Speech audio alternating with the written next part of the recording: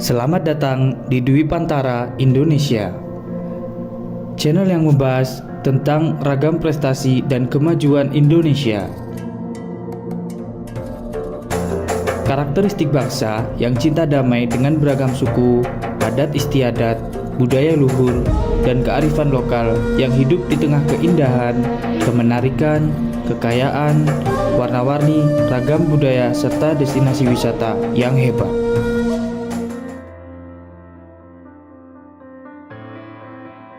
Pasca terjadinya Perang Dunia Kedua, paham demokrasi menjadi sebuah ideologi politik pemerintahan yang mayoritas warga di dunia di abad ke-21 ini menerapkan paham tersebut. Demokrasi dipraktekkan di seluruh dunia secara berbeda-beda dari satu negara ke negara lain. Konsep demokrasi diterima oleh hampir seluruh negara di dunia. Diterimanya konsep demokrasi disebabkan oleh keyakinan mereka bahwa konsep ini merupakan tatanan pemerintahan yang paling ideal. Karena demokrasi harus berdasarkan pada suatu kedaulatan rakyat sebagaimana makna dari demokrasi tersebut. Demokrasi berasal dari Yunani kuno yang dinyatakan di Athena pada abad ke-5 sebelum Masehi. Negara kota Athena tersebut dipercaya sebagai awalan dari suatu sistem yang berkaitan dengan hukum demokrasi modern.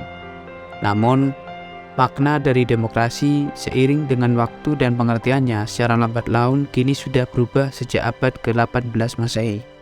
Bersamaan dengan perkembangan komposisi demokrasi dan berbagai peristiwa yang melatar belakanginya. Demokrasi berasal dari bahasa Yunani, yaitu demos yang berarti rakyat dan kratos yang berarti kekuasaan. Demokrasi dapat didefinisikan sebagai pemerintahan rakyat atau yang sering kita dengar dengan pemerintahan dari rakyat, oleh rakyat, dan untuk rakyat.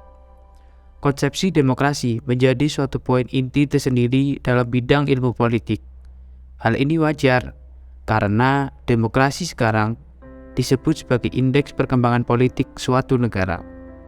Demokrasi memiliki doktrin dasar yang tak pernah berubah, yaitu adanya keikutsertaan anggota masyarakat atau rakyat dalam menyusun agenda-agenda politik pemerintahan yang dapat dijadikan landasan pengambilan keputusan.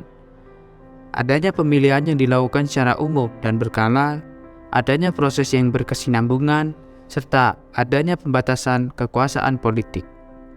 Atau dalam bahasa lain, dalam sistem negara demokratis ada beberapa ciri yang berlaku secara konsisten, yaitu partisipasi publik dalam pembuatan keputusan, persamaan kedudukan di depan hukum, distribusi pendapatan secara adil, kesempatan memperoleh pendidikan, kebebasan mengemukakan pendapat, kebebasan pers, berkumpul dan beragama, kesediaan dan keterbukaan informasi, mengindahkan tata krama politik, kebebasan individu, semangat kerjasama, dan hak untuk protes. Perkembangan demokrasi di Indonesia terdapat dua tahap, yakni tahapan sebelum atau pra-kemerdekaan, seperti awal mula berkembangnya gagasan dan konsep demokrasi di Indonesia yang tidak dapat dilepaskan dengan perkembangan situasi sosial politik masa kolonial pada tahun-tahun pertama abad ke-20, yang ditandai dengan beberapa perkembangan penting seperti mulai terbukanya terhadap arus informasi politik di tingkat global,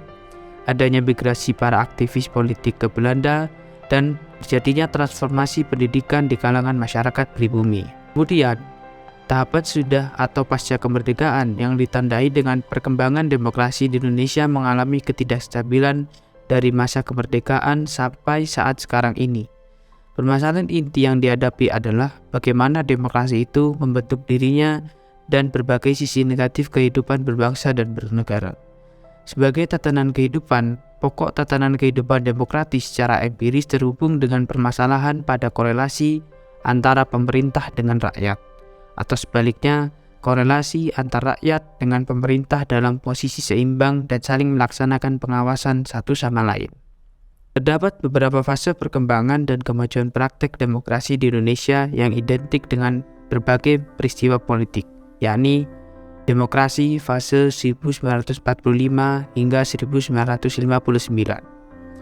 Demokrasi di fase ini sering kita dengar dengan sebutan demokrasi parlementer, Demokrasi ini mulai berlaku pada 1 bulan pasca kemerdekaan diproklamasikan dan juga mulai diperkuat dalam UUD 1945 dan 1950. Namun, sistem demokrasi ini kurang serasi bagi negara Indonesia, walaupun bisa berjalan dengan baik di beberapa negara lain. Berlakunya sistem parlementer di mana badan eksekutif meliputi presiden serta para menterinya yang memiliki tanggung jawab politik dalam UUD 1950. Sebab fragmentasi partai politik tiap kabinet didasarkan pada situasi yang berkisar pada 1 atau 2 partai besar dan beberapa partai kecil. Koalisi yang terbentuk ternyata tidak berjalan dengan baik dan partai koalisi tidak segan untuk menarik kembali dukungannya sewaktu-waktu, sehingga kabinet sering jatuh karena keruntuhan dalam koalisinya. Biasanya kabinet dalam masa sebelum pemilu yang diadakan pada tahun 1955 tidak bisa bertahan lama tersebut dapat menghambat pertumbuhan ekonomi politik. Oleh karena itu, pemerintah tidak mendapat kesempatan untuk menjalankan programnya. Namun pada fase ini, posisi parlemen yang sangat kuat dan pada akhirnya menguat juga posisi partai politik. Sebab itu, hal yang terhubung dengan kebijakan negara tidak bisa lepas dari perilaku kritis para anggota parlemen guna mendebatnya baik melalui forum parlemen ataupun secara mandiri. Demokrasi fase 1959 hingga 1965. Dalam sistem demokrasi pada fase ini, ciri menonjolnya adalah lebih banyaknya peran presiden dan terbatasnya peran partai politik. Dalam praktik pemerintahan, pada fase ini sudah banyak ketidaksesuaian terhadap demokrasi. Dekret Presiden 5 Juli bisa dianggap sebagai suatu upaya guna mencari solusi dari kemacetan politik yang terjadi dalam sidang konstituante yang merupakan satu bentuk penyimpangan praktik demokrasi. Demikian juga UUD 1945 telah ditekankan bahwa bagi seorang kabinet dapat bertahan sekurang-kurangnya 5 tahun. Dalam ketetapan MPRS nomor 3/1963 yang disebutkan bahwa Insinyur Soekarno sebagai presiden seumur hidup telah mematahkan atau membatalkan pembatasan waktu 5 tahun tersebut. Demokrasi terpimpin Soekarno ini tidaklah demokrasi yang sesungguhnya, akan tapi sebagai bentuk otoritarianisme. Bentuk demokrasi terpimpin ini tidak mencerminkan arti dari demokrasi itu sendiri. Demokrasi terpimpin dari Soekarno berakhir dengan jadinya peristiwa Gerakan 30 September PKI atau G30S PKI. Demokrasi fase 1965 hingga 1998. Fase pemerintahan ini muncul sesudah berakhirnya G30S PKI. Landasan formil fase ini ialah Pancasila, UUD 1945 dan ketetapan MPRS. Semangat motivasi yang menjadi dasar munculnya atau lahirnya fase ini yakni keinginan guna memperbaiki atau mengembalikan dan memurnikan penyelenggaraan pemerintahan yang didasarkan Pancasila dan UUD 1945 secara murni.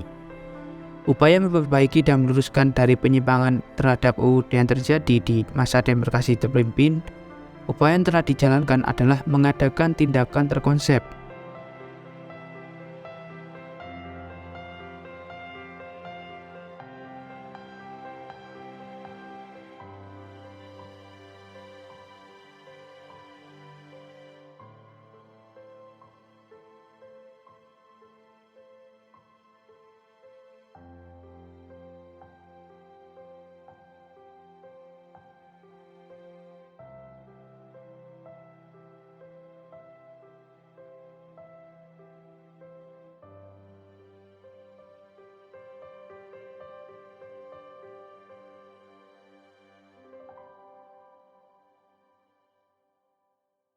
Dan maunya seperti apa. Demikian pula keikutsertaan politik yang sama dengan semua rakyat. Untuk itu pemerintahan seharusnya selalu memberikan perlindungan dan jaminan bagi warga negara dalam melaksanakan hak politik. Tetapi demokrasi Pancasila dalam rezim Orde Baru hanya sebagai hasil eksperimen dan ide yang belum sampai pada tataran penerapan. Sebab dalam praktik pemerintahan, rezim ini yang tidak menyediakan ruang bagi kehidupan berdemokrasi seperti adanya praktek korupsi, kolusi, dan nepotisme dalam tubuh pemerintahan, terbatasnya ruang informasi, meraknya kasus tahanan politik, hingga pembatasan freedom of speech, dan sebagainya. Demokrasi fase reformasi tahun 1998 hingga sekarang. Pelaksanaan demokrasi di era reformasi pada tahun 1998 sampai sekarang ditandai dengan lengsernya presiden terdahulu, yakni Soeharto, yang menjabat sebagai presiden sekitar 32 tahun lamanya. Demokrasi Indonesia era reformasi memposisikan fondasi yang kuat bagi penyelenggaraan demokrasi di Indonesia pada masa selanjutnya. Ditemukan berbagai indeks penyelenggaraan demokrasi di Indonesia, yaitu diberikannya kebebasan pers sebagai ruang terbuka untuk ikut terlibat dalam urusan kenegaraan dan berlakunya sistem multipartai. Diberlakukannya ini nampak pada pemilu tahun 1999. Di era ini, rakyat berpeluang untuk bersatu dan berkumpul sesuai paham ideologi dan aspirasi politiknya. Karakteristik menonjol di era reformasi adalah demokrasi Pancasila. Warga negara bertugas mengawasi demokrasi agar bisa terpakai dalam segala aspek kehidupan.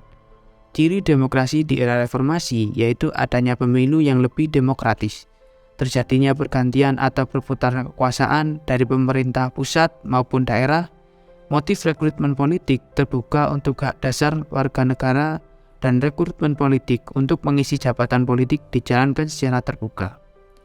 Hak-hak warga negara dan negara terlindungi dan terjamin, dan sebagian besar hak asasi rakyat dapat terjamin seperti kebebasan dalam menyatakan opini, kebebasan pers, dan lain-lain. Kemajuan demokrasi di Indonesia berkembang selaras dengan gejolak politik yang terjadi pasca kemerdekaan. Perubahan pola demokrasi terjadi mulai dari demokrasi terpimpin, parlementer, sampai pada era reformasi. Namun, pada dasarnya, peran pemerintahan dalam melaksanakan demokrasi masih sangat lebih banyak. Sebab, dalam UUD 1945 serta perubahannya masih terlihat kekuasaan pemerintah lebih banyak dibanding kekuasaan lainnya. Kemajuan dan perkembangan demokrasi di Indonesia yang sampai pada masa kini menjadi bukti bahwa praktek penyelenggaraan demokrasi terus berproses melangkah menuju karakteristik demokrasi yang ideal sesuai dengan definisi di tempat kelahirannya. Sehingga pada masa kini Indonesia telah menjadi negara demokrasi yang mengutamakan freedom of speech, ruang informasi yang terbuka, peraturan perundang-undangan yang telah mengatur dengan tepat berbagai jabatan kepemimpinan, dan sebagainya.